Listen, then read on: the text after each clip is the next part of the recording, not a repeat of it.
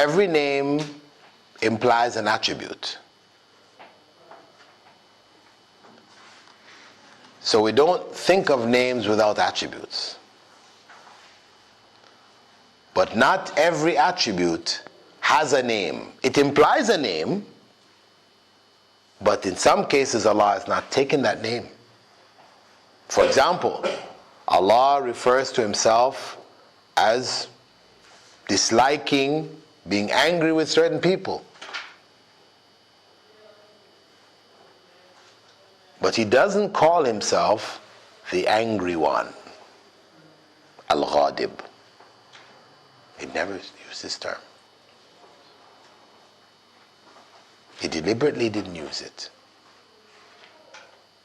So we don't have the right, though when He uses Maghdubi alayhim, this is the one on whom is Allah's displeasure, His dislike.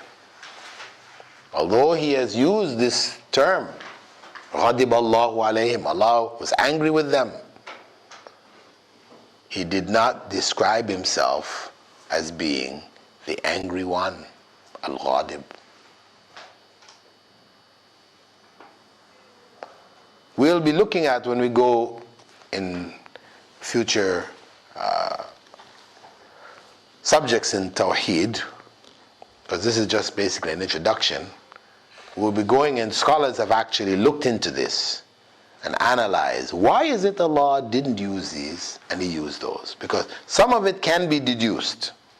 We can see principles behind it. So inshallah, when we go into that in more depth, we'll look into that. But for now, it's enough to know that these names, they're names which Allah didn't use, so we don't use them. They're names which He used, so we use them.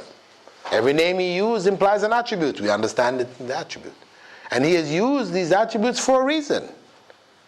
Because, as some scholars like Ibn al-Qayyim pointed out, every name and attribute implies an act of ibadah. There is an act of ibadah, an act of worship, which it implies. Either it is to glorify Allah by that name, to fear Allah through that name, or to act according to the implications of that name. Allah describes Himself as being Ash-Shakur, the thankful. Thankful to whom? You're thankful to somebody when somebody does you a favor, does something for you, right? Who can do anything for Allah?